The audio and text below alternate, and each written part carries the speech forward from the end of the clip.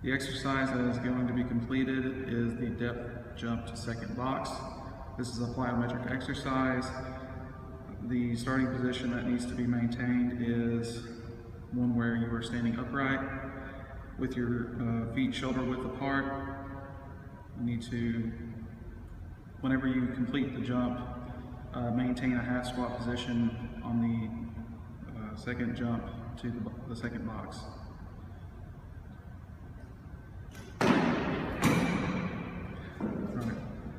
So some cues that can be used to help better the form of the jumps to prevent injury and to increase the athletic abilities of the athlete would be, once you begin the jump, after you do the drop, you will need to use a counter movement in which you kind of use your arms to swing for momentum. To ensure the box height is not too much to where that the athlete can't clear, they need to maintain a similar position as they started with and not be in a deep squat form. And when jumping and landing, the athlete should land on the balls of their feet towards the front part of their foot to act as a spring that will assist in absorbing shock and to decrease injury. And the final thing is to have your knees above your toes, not bowing in. That way you would have less likely of a chance to doing knee damage.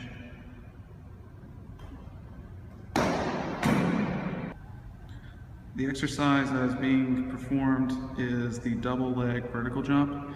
It's a plyometric exercise to assist in increasing one's vertical.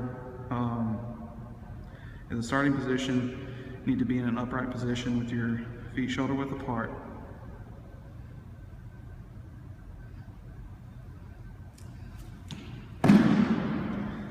So some cues to help assist in increasing the vertical would be to use both arms to swing for momentum, so that you can do a counter movement. This gives more power for the jump. Another cue would be to have your arm in line with your ear when you're reaching in the vertical jump to your maximum height. This aids in staying stable, and it also increases the height of the jump.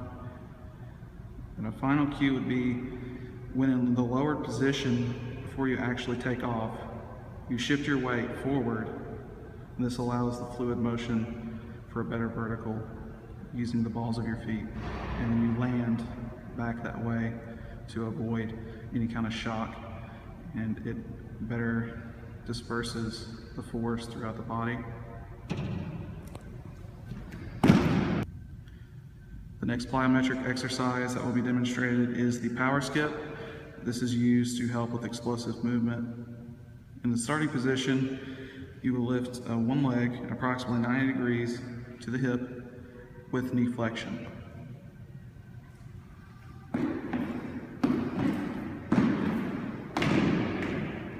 Some cues while doing this exercise would be, while you lift one leg, you should lift the opposite arm as to help to guide and to maintain balance. Another one would be to jump forward with one leg and have the other leg remain in the starting position until landing. Alternate each arm and leg with each jump. The final cue would be to jump with the balls of your feet being the last part of your foot that's touching the ground, and the first part of your foot that touches when your skip is complete.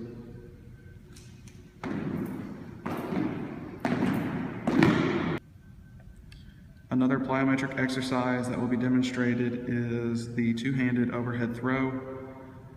The starting position for this would be to maintain an upright stance with your feet shoulder width apart. Usually you're facing a partner about 10 feet away to complete the pass, and you raise the ball over your head.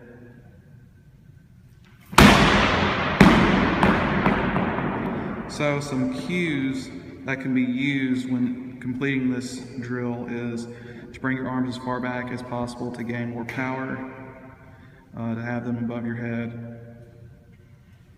Another cue would be to maintain balance through completion of the throw by having weight shift from the back towards the heel of your foot up to the balls of your feet. This will help in maintaining balance. To complete the throw, extend elbows forward and follow through with the throwing motion.